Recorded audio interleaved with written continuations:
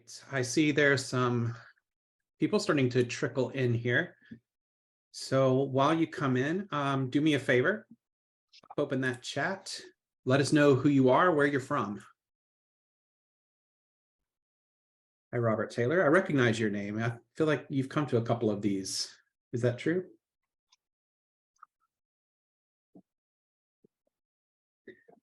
Hi, Ben from Colorado. Welcome.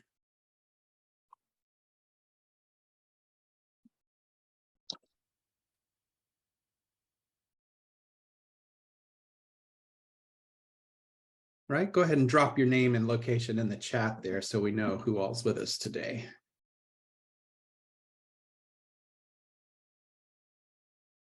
From Westchester. Hello, Tia. Hi, Zamal from Virginia. Welcome.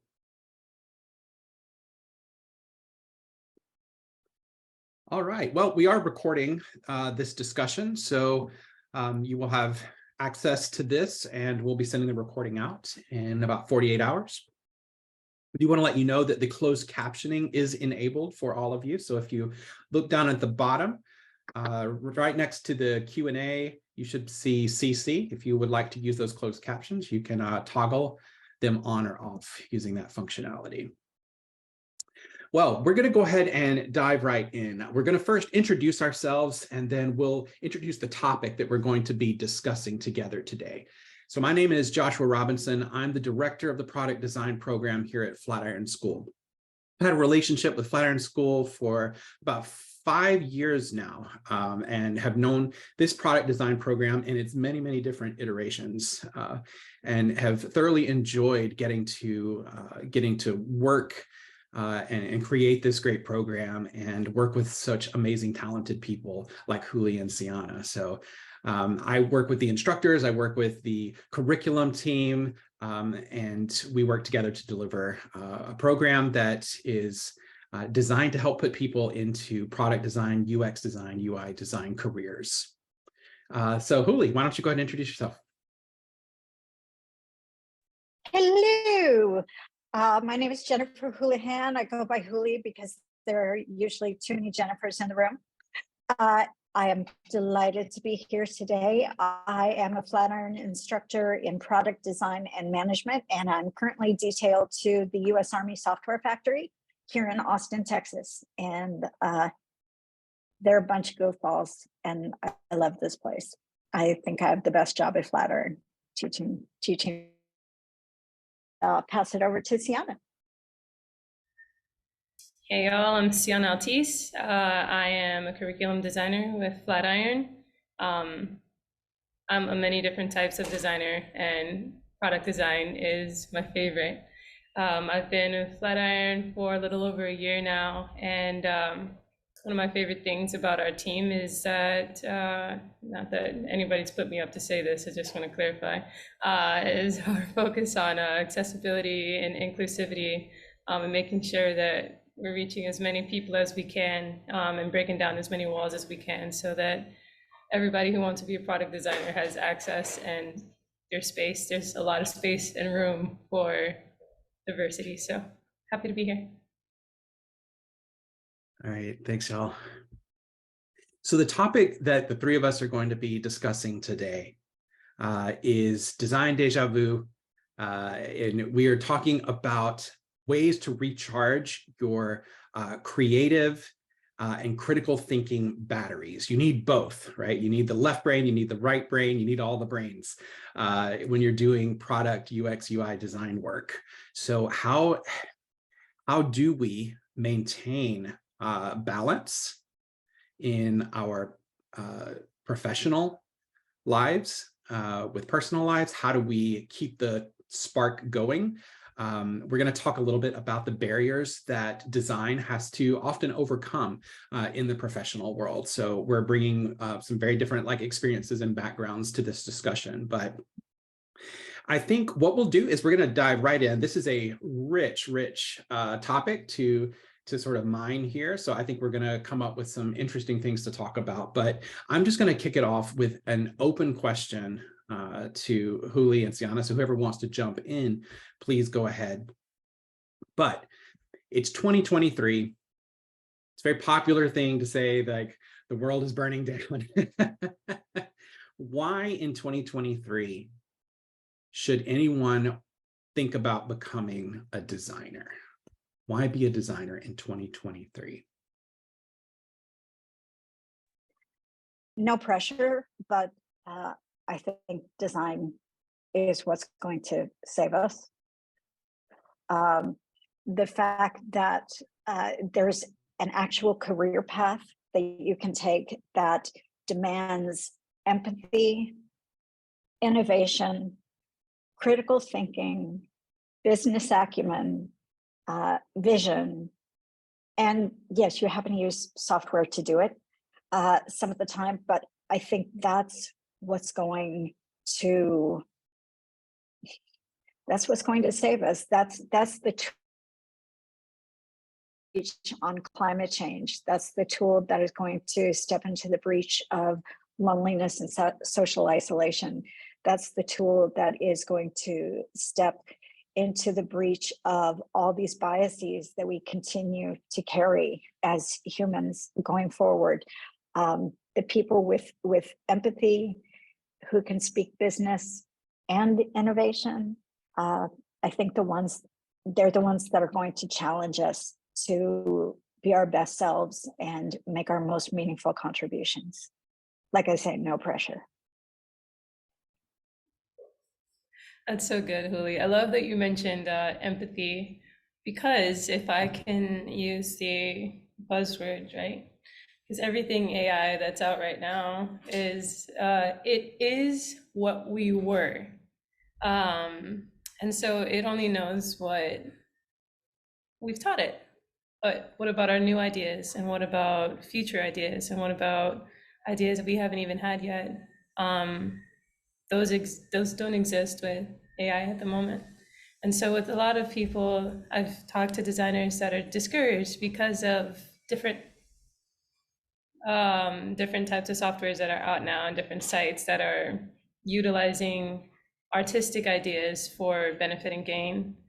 And they're feeling discouraged, but that can take away our creativity. And some of the people on this call, I'm very sure, if you go a few days, a few weeks without expressing yourself creatively, there's a part of you that wants to explode, like, so that is something to I would say to even honor. If you already consider yourself a designer, even if you haven't gone through a boot camp yet, that's great. Honor that and continue growing your skills and expertise. But I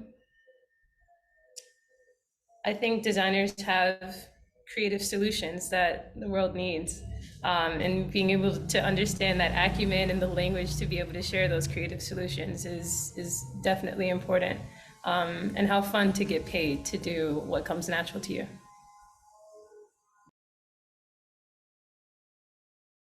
Yeah, so you both hit on interesting and distinct things. Like, Huli, you're talking about the lens through which designers tend to look at problems, sometimes big problems, what we might call wicked problems, or what is called wicked problems, things that don't have easy solutions, things that are systemic. Like you mentioned, climate change, right? That's the wickedest of wicked problems, no pressure on design to solve that. But you of all people are in a position, you have sort of a front row seat on arguably one of the biggest systems in the United States. You're working with US Army personnel, and you are bringing product management training, and they are now able to look at problems through the lens of design. Tell me a little bit about what that's been like and how you have seen that have a real world impact. Thank you. That's a great question. I would say it's fascinating because the first couple of weeks of the cohort, each cohort with the Army, we spend unlearning things. We spend time unlearning that there is only one right answer. We spend time unlearning that it's important to get things right the first time. We spend time managing expectations and talking about the beauty of continual iteration and continuous improvement. And that's a big change of thinking in a very, very large organization. And we're able to do that because of the leadership at the Army. They looked down the road and they looked at how the Army needed to modernize, and they realized that if they're going to achieve their goals, they need to make sure that they've got really creative problem solvers. And we happen to be creating software here. That's one of the things that we do. But the main part of their mission at the software factory is enablement, is teaching these soldiers a new way to think. And the tagline for the software factory is by soldiers for soldiers. And that speaks to the importance of placing the user in the center of the solution. They know that just because they are soldiers, they don't know everything that every soldier is going to deal with. There are all kinds of operations in the Army, as you can imagine, from motor pool to the Library of Technical Manuals. There's all kinds of stuff that could be improved, streamlined, made better for the end users. And we are extremely fortunate that leadership understands the value of creative thinking, of lateral thinking, of fast thinking, of slow thinking. They understand that the process is sometimes just as valuable as the product that is delivered. So I would say what I'm seeing that makes me most excited about the future is the commitment of leadership here to enabling their soldiers to go through this program and then go back to wherever they new way of problem solving, into the motor pool or into travel management or into serving military families. And that's a great privilege to be just a small part of that conversation.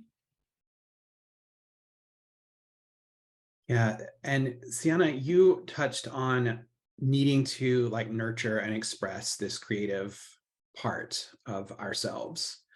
Can you speak a little bit more about what that might mean for someone who is not a designer, who might be a more analytical thinker, who might be, we tend to have not we, but the world at large has sort of a narrow definition of like what is creative, right? I hear people come into our program all the time, like, I'm not a creative thinker, I'm not sure I can do that. Why is that BS?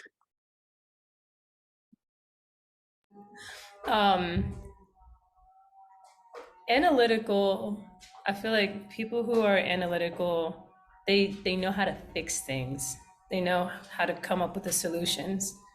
And even in that I would say analytical thinkers are the ones who have like such higher propensities toward creative solutioning.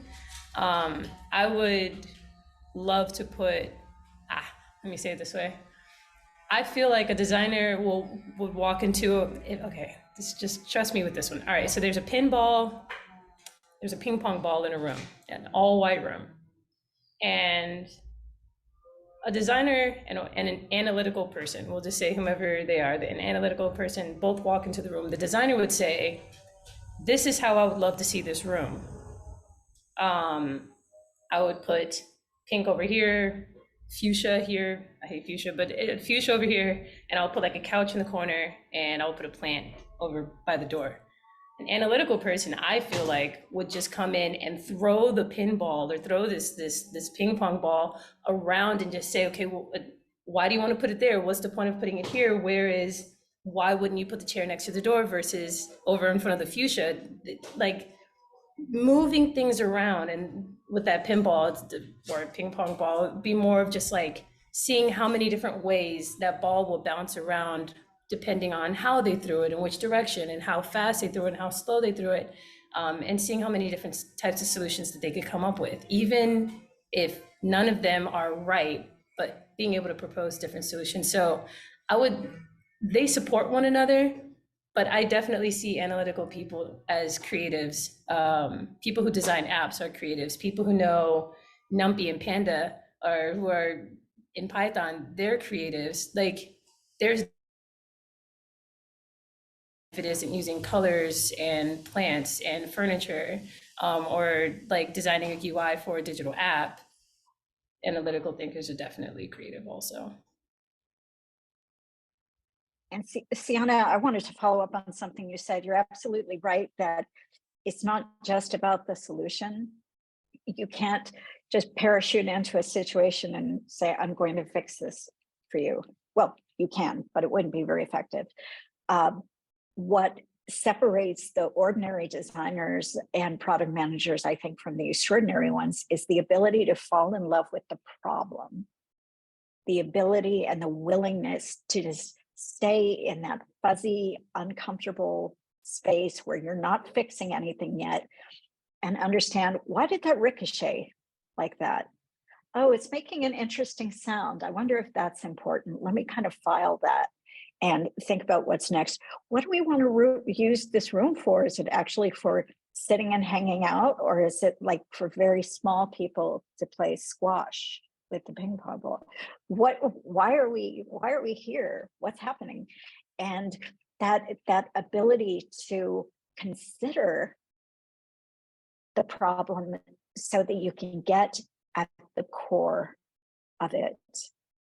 Anybody who's naturally curious, I think, has the raw material to make a real contribution in this field.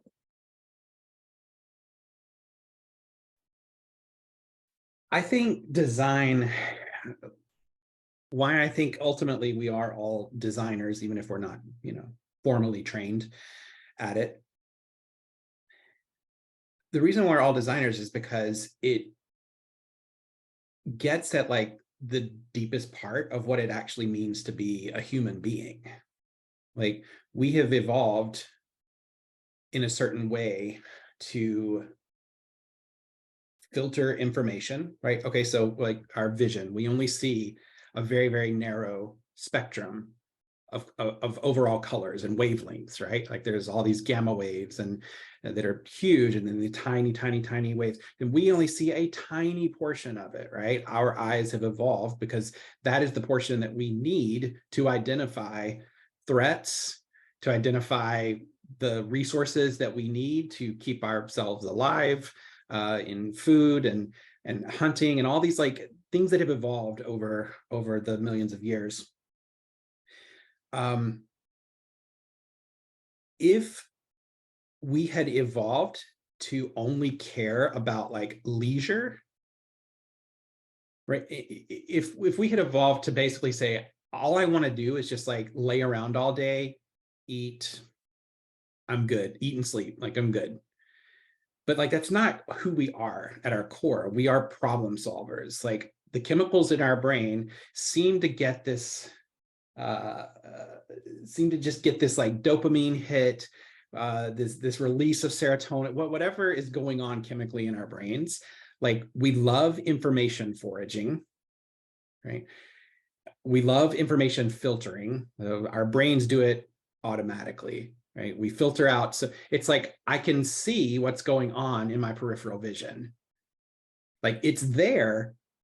My brain is processing it, but I'm really only caring about what's directly in front of me, right? So we have all of these evolved characteristics, physical things happening in our bodies that are meant to like solve problems continuously, whether it's deciding what matters, what doesn't matter. Is this interesting? Is this a lion about to attack me in the grass? Like, oh, this color, this catches my attention. This hijacked my brain because it's flashing animation.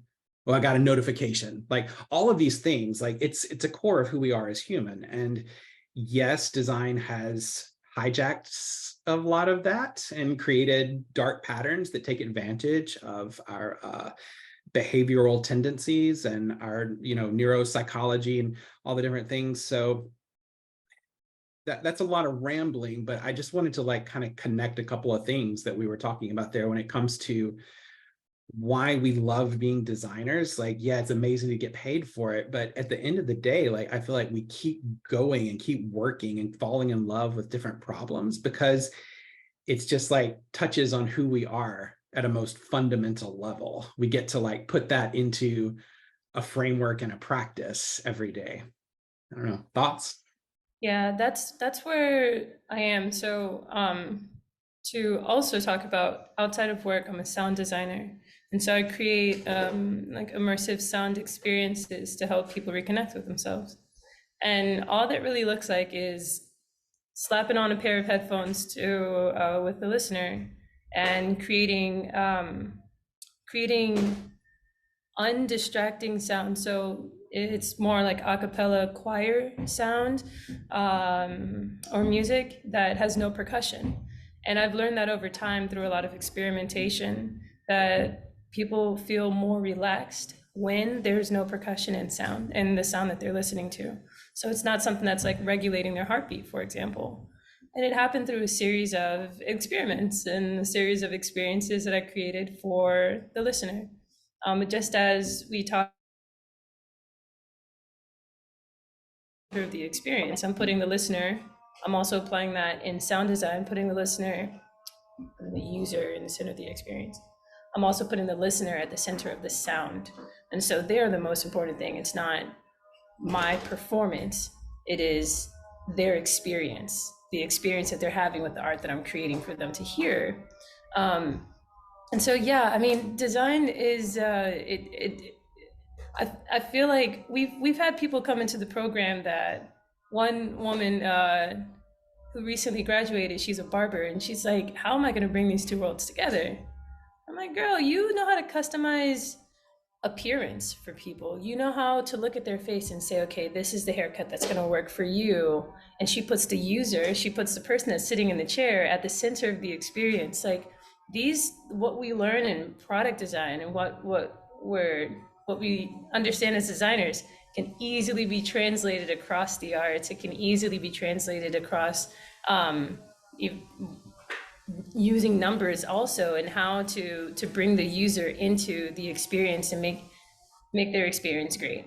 And first, you're sitting there, right? Because you're curious about the problem, and you're pondering, you're writing down different possible solutions, and then you're just going one by one, maybe through testing, through questions, through surveys, however going about it. But having the tools to be able to create what it is that you want. I would say that many artists, and I say this loosely, but I feel like many artists are also designers. I say that very loosely, because we know when to stop. We can always keep going and solutioning and going down rabbit holes.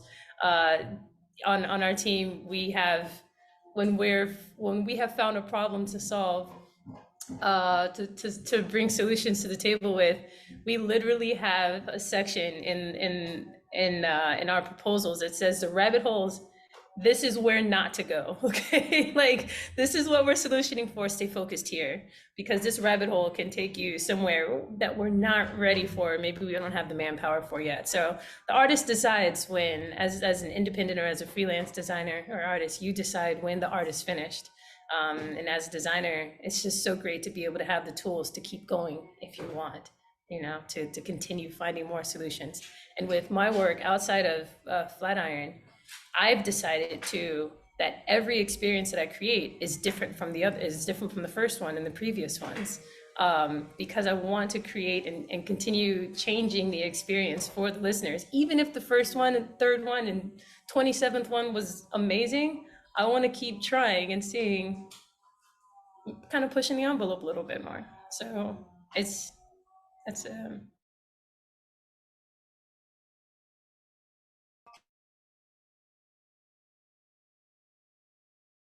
Yeah. So let's look at some practical things really quickly. I feel like a lot of what we do as designers, what you were talking about, Sienna, is like we are collaboratively creative. And I think that's another, to go back to my like evolutionary psychology class in college.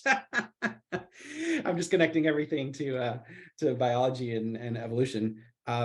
Like, it's cooperative problem solving and cooperative service. Like, we are serving the user, we're serving customers, we're serving each other. We have this like servant-minded mindset human-centered mindset, customer-centered, whatever you want to call it, right? We're doing that in a cooperative way to solve problems because we can do it at scale. What we can't do by ourselves, we have to start bringing in other people, other teams, other companies. We use tools, whether that tool is a software tool or whatever it is, right? So we have all these things that extend our capabilities as designers, make us in some ways more powerful. We can have a bigger impact. So because of that, because a lot of what we do is people-centered, we have a lot of like people interaction. That's draining, right? There's whether you call it Zoom fatigue these days, people fatigue, screen fatigue, whatever it is, right? But how do we get that balance? How do we recharge? How do we protect ourselves in some cases as designers, right? Like, if we were surgeons, right, or we were pilots, there are certain barriers and safety guards in place that we would have to pass to be able to perform our job.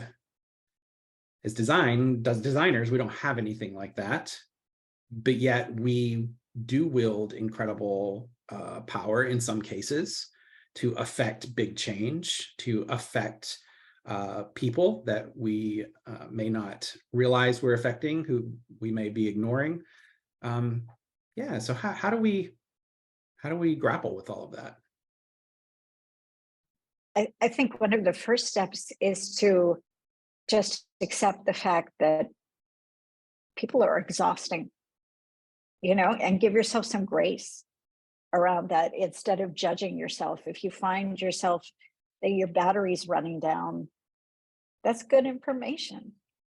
Take that information and do something that is. And as designers, we can't do the work that we need to do if we're running on fumes. So I think it's absolutely essential to give ourselves some grace around the fact that this work does take fuel, and occasionally your tank's going to be a little more empty than others. So start there. The other thing that I found, having been around for a minute, is the more authentic I'm able to be, the less energy it takes to show up, because I'm not using part of my energy holding up a mask or trying to be someone else or trying to please someone.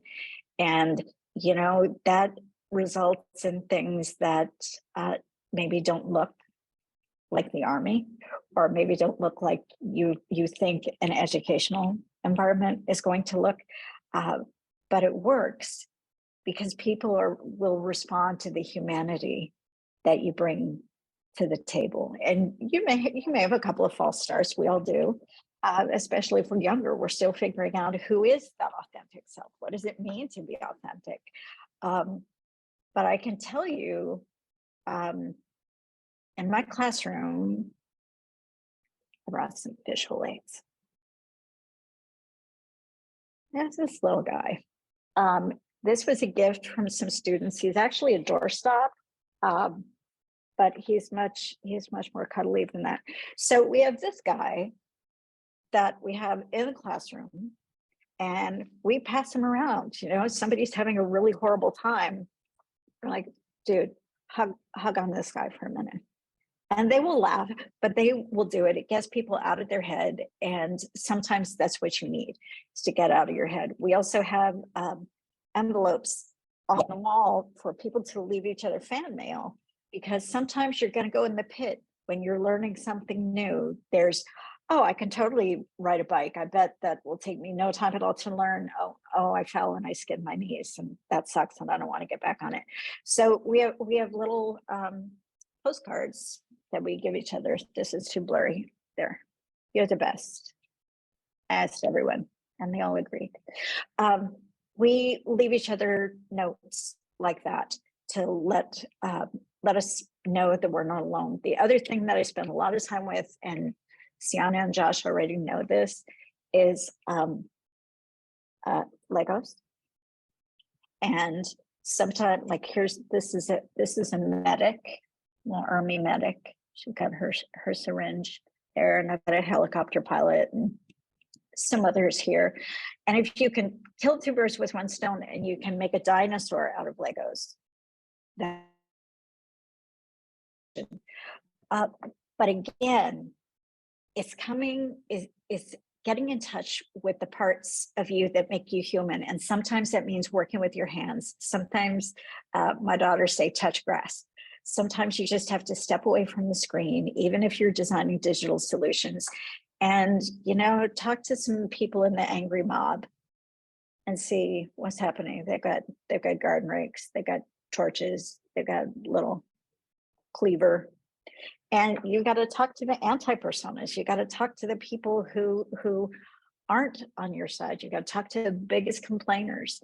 And amazingly enough, it's counterintuitive, but sometimes that's what really fuels me or lights my fire, is if I feel like I'm stuck, and then I go find someone who really hates the app that we're using. Talk to them, and that can be a spark.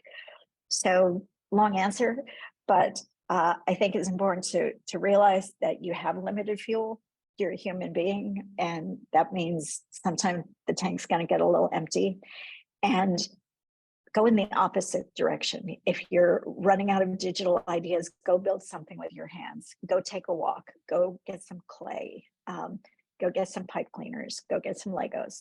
If you are not coming up with ideas to solve your problem, figure out who you're not trying to solve the problem for. You know, if you're designing a safe, it's just as important to think about the thief as it is about the homeowner. What are the behaviors that we don't want to encourage? And sometimes that's enough to shake something loose. But at the core of all of this is your humanity, and recognizing when it's time to refuel and giving yourself grace around it. Which ultimately, so sorry, Sienna, I just wanted to add really quickly to that. You know, sometimes it can start to sound like we're kind of talking about more like soft woo-woo, kind of, you know, like it's what it means to be human and all these things. Ultimately, though, like it's just embracing the brute fact of reality, which ultimately is good for whatever company or business you're working for. Right.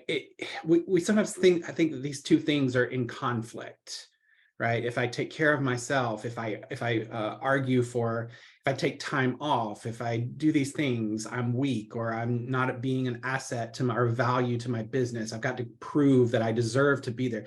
All these things we think are in conflict, but I think like one thing that we are trying to prove here at Flatiron School is that they're actually not in conflict. Like we have a 15-week boot camp that is so fast, so much information. And what we're saying is, no, if you don't step away from the program, if you don't do these things, you are so much worse off because you can't retain the information. It's that different mindset of just like, oh, I'm going all in. I'm never going to rest. I'm never going to nap. I'm not going to do things differently because I'm in this totally different context and information environment. Right. And so it's embracing those limitations of being human, but at the same time, you're actually going to bring more value to whatever company or business you work for. Sorry, Sienna. And you saying I just want to jump in, and I'm sorry, Sienna. I just wanted to add to Josh's point that idea of realizing there are constraints and operating within them, yes, is part of being human, but that's also part of meeting your business's needs. You can't break the law. You've got to work ethically. You probably have certain policies that you have to observe around security or privacy. There are lots of constraints that are going to be on your work as a designer that are going to prevent you from maybe building the thing that your head says would be the best. And that's just part of the business. So if you can recognize those constraints on your personal energy, I think it gives you a valuable perspective looking at the constraints that you're operating in with your business or with the technology that you have available to you. Sienna, please. Yeah, I fundamentally agree. If you yourself are not in a good place, your work isn't going to be either. And so I have a book that I really enjoy reading that it has nothing to do with art or design, but I notice that when I read it, it's 600 pages. I'm taking my time getting through it. But it's a book written by one of my favorite philosophers. And when I read this book, the ideas just come up. Like I feel like it inspires me to be more creative. And the ideas that I get while I'm reading this book that has almost nothing to do with the philosophy, I write those down. And something, and so I just end up having a bunch of different ideas that are coming up as I'm reading this book. There's actually 2 different books that happens with, and I enjoy it. So that's one. 2, I really enjoy having a bad ideas board, bad ideas, because the tagline is there's no such thing as a bad idea. And so it literally is just a board where I write down all of my ideas, even if they have nothing to do with each other. Maybe one day my aha moment will already be written down where I'm solving one problem and the answer is already on my bad ideas board. I have, well, it's not a board yet, it's just a bunch of index cards, but they're all written down, everything. But I find that when I empty myself on it as a thinker, as a designer, when I empty myself of what's in my head, I have space for more things. And so I enjoy that also. Being out in the sun, sometimes it's the last thing that I want to do, but it's really the one thing that I need to do. Just going for a walk. And it really is like reconnecting back with yourself, because if we give more than we have, that's really where the burnout starts to kick in. And if you're working with a company, whether if it's on a team or freelance, if you're doing everything on your own, you really can't do too much with that, and you can't do too much with that, and you end up resenting things in the wrong direction, and things get kind of confusing. So yeah, learning what helps you to connect, but also learning to identify when you're anxious or when you're starting to feel anxious, and advocating for yourself and saying, I need time. I really need time.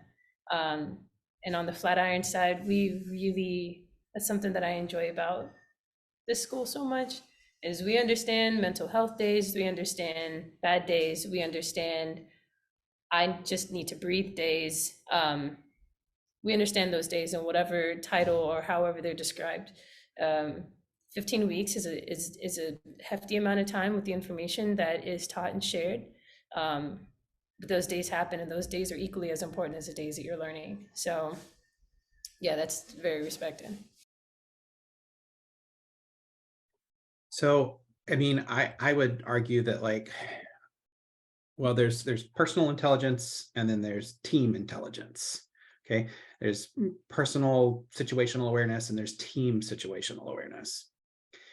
I think team intelligence also has a component of emotional intelligence, meaning as a team, we can intuit to some extent one another's needs. We can move to accommodate, like there's a flexibility there, which is, to bring it back to what you were talking about earlier, Huli, like these big complex problems require flexibility. That's why it's okay to fail, and we try to fail early on. That's why it's okay to have a bad idea board, because design is a search problem, right? Ultimately, we all have these like individual algorithms that are searching for the optimal solution given the constraints around us. And teams are like that too. A team is just a collection of organisms, let's say, and a collection of individual organisms. And so as a team, we can have that greater awareness and greater emotional intelligence that is required of complex problem spaces, which are more and more just problems these days. Like there's just not many problems that we encounter that aren't complex or complicated. Those are the same things, but to get to a point here, not every team, not every company is like that or has developed that. So for the people that are like listening in here, how would we recommend that they go back to their team or go back to their work and advocate for these things or advocate for themselves on a team that maybe this is not something that, you know, is really supported? How do we, because we've all been there, we've all been on those teams, right? I mean, I can for sure think of several teams I've been on like that. So I'm wondering for both of you, like, how did you navigate that?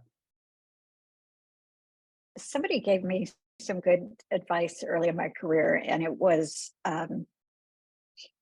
well, in a nutshell, it was, if what you're doing isn't working, try anything else. Just, if it's not working, then stop. If it's not working, then stop doing it. And sometimes you can change the culture you're in. Sometimes you need to change your attitude about the culture and work on acceptance and work on focusing on what you are getting out of this experience that may be preparing you better for the next one, and looking at it as, reframing it as a learning experience, which can take some of the sting out of the unpleasant moments, by going, I'm crushing it. I'm adding these things to my resume. I'm building up my portfolio. I'm getting a benefit from being in this space. So if you can't change the culture, see if you can change your attitude. If you can't change your attitude, or you don't want to change because it's in conflict with your integrity as a human being, then I certainly don't suggest you compromise. The third thing you can change is where you are. So you are not, what's the saying? You are not a tree. You can leave. I understand their privilege underneath that, that not everybody has the luxury of having enough in savings, or having enough confidence, or having a life situation that allows them to quit a toxic or unsupportive organization. I absolutely understand that that's not always a choice that is easily made, but it's there. It's there if things get so unbearable.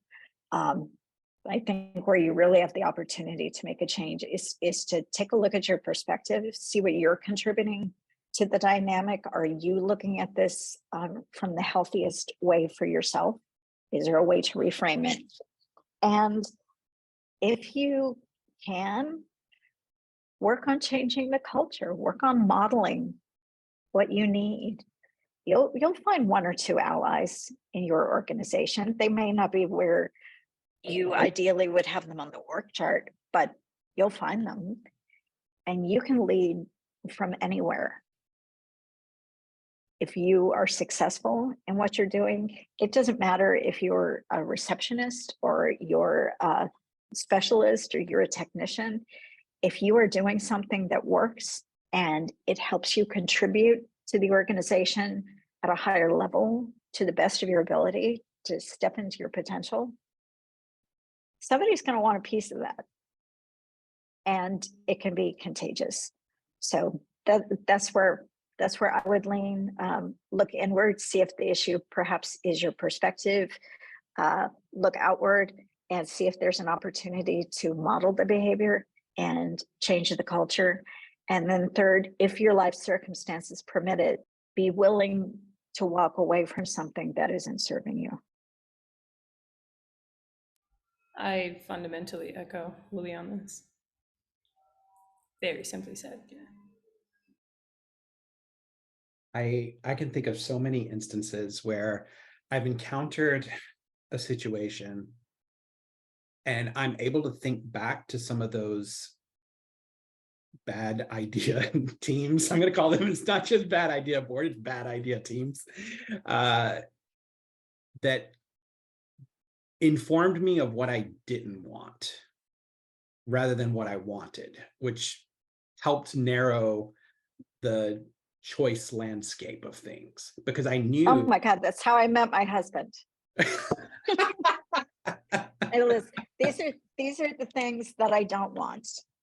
But continue. Okay, that's the quote of the day there. That's good.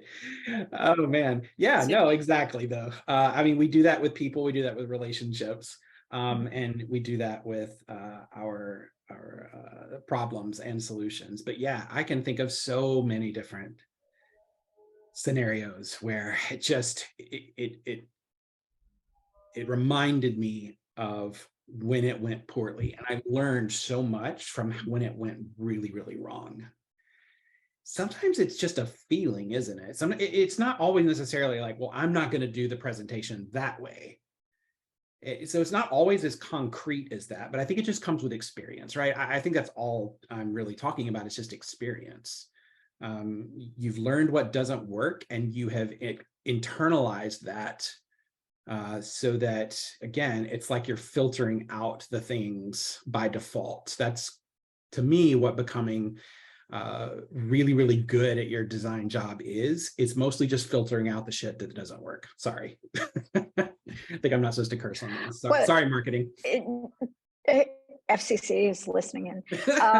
I think you make a really good point, and the corollary I'd add to that is, if you are mid-career or your early career, you're already doing some design work, a case study in your portfolio that has a crazy plot twist, yeah, and details how you wrote it out and what you learned. I would much rather read that when I'm hiring someone than here's a perfect case study where everything went according to plan.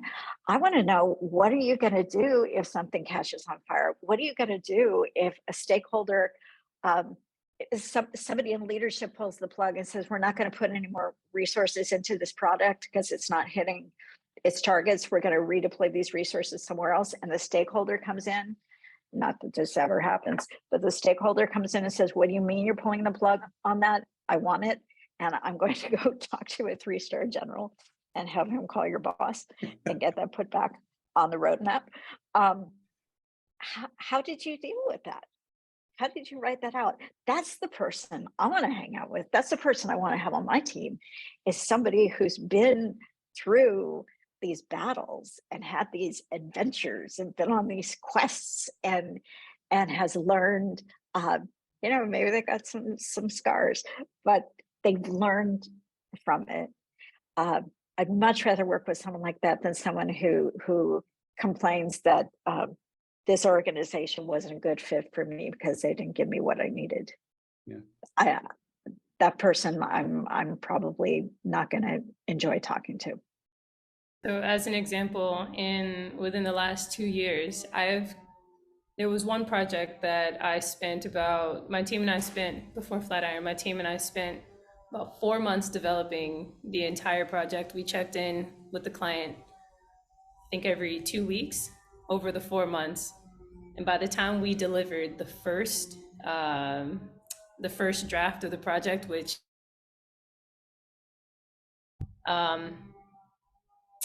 it was a no. It was, we don't want it. This isn't what we were looking for. And as confusing as it was, we learned how to communicate differently as a team. We had to come together and figure it out. Okay, what worked and what didn't work? How did we get here without them seeing that this is what we were drafting up, even with all of the sketches, with the scripts that were approved, with everything that we did up until that point? How did we get here that the project was denied? And so we ended up going back and redoing the entire thing again. It was another month and a half of like working hand over fist to get everything squared away. And then they ended up scrapping it. And we were hurt, our feelings were, but we learned how to communicate differently. And our process has changed after that as well. And so failures really do help refine the process. It refines what you believe. And it also shows you what you care about. So, okay, did this sting? Okay, good. Is it a personal thing? Is this a personal project, or is this a company or a client project also? So failures also teach as designers to separate yourself from your work, caring about it still, but recognizing that this is for a business or a client versus your own personal projects too. Failure teaches us a lot, and also teaches us when to walk away, which is good because then we get to refine our filter also. Hey, this is starting to feel like that. Maybe, hey, new team, maybe this is something that we can apply because based on my last experience, this could be what happens. So let's go ahead and refine our process here and add in what I learned from where I was before. So failures add, if we wanted to, if we choose to learn from it, can add to our future experience once we, pick our feelings up, our face up, and keep going. But failures, it's a part of it. Yeah, you're absolutely right. And the sting, the pain, the embarrassment, all of that is real. That is not something to just dismiss and say, oh, I've got a bad attitude. That's real. You put a lot of work into something, you care about it, you're a conscientious employee, you're a conscientious contributor. That's going to smart when someone says no. And that's okay. I'm working with the client right now, and we are like, I don't know, 6 months into a project, and we're about prototyping as our next step. And we had narrowed it down to 2 potential solutions, and we're going to build out 2 parallel prototypes, and we're going to test them. And we had our second to last meeting last week, and somebody brought up something that derailed everything. We had narrowed it down to 2 possibilities, and he goes, hey, what about this third one? And the whole room just kind of shook like in an earthquake, and everything went sideways. And it's for the best. I had a choice as the person facilitating the design process of whether to rein the back in and say, no, we agreed on this as a team. We agreed on these 2 things, and we need to pick one and we need to build it out. Or to say, you know what, let's focus on the outcome and not on the deadline, and realize we may need a couple more meetings than we had expected because we've got new information now. And honestly, what they came up with was a much leaner slice. It was a much more manageable project, and it would give them the opportunities to get some credibility inside the organization by being successful with it. And all things considered, it was a good idea. But there was that terror, there was that fear, there was that discomfort of knowing, oh my God, did we just waste all of that time getting to this point? No, we didn't, because if we hadn't had those conversations, we wouldn't have gotten to this point. So it goes back to what I said about unlearning. Design sometimes takes a reframing of understanding that the most useful route is not always a straight line, and that's okay. Okay, we've got about 5-6 minutes left. So to those that are still listening in, you've got three people here who have some design scars. So if you have any questions, you can direct them to the team or direct them to an individual, but use the chat there and feel free to ask away anything that you'd like to know these last couple of minutes. And if I'll go ahead and just wait a second and see if there are any questions that trickle in. If not, I'll have one final question for our panel here.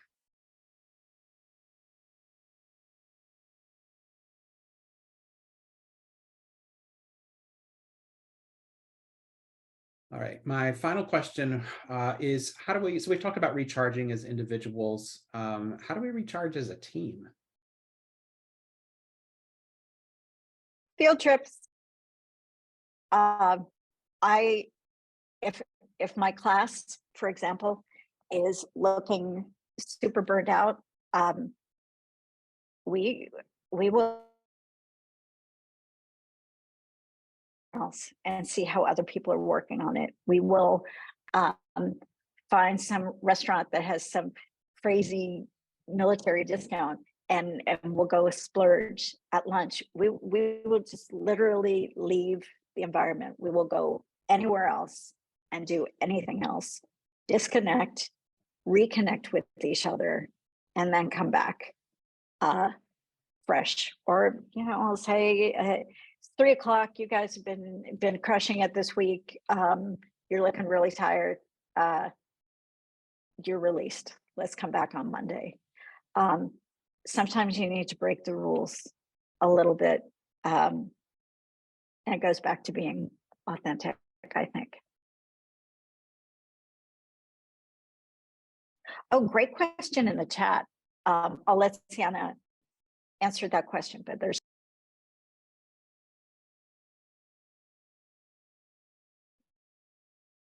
Yeah, Veronice, you're asking about learn more about the UI aspect. Any ways to prepare? Yeah, UI design. UI design is all about studying the patterns that already exist, knowing enough about them to customize them to your needs and your situation. So when I say patterns that exist, I mean, go grab your phone, open up some of your favorite apps,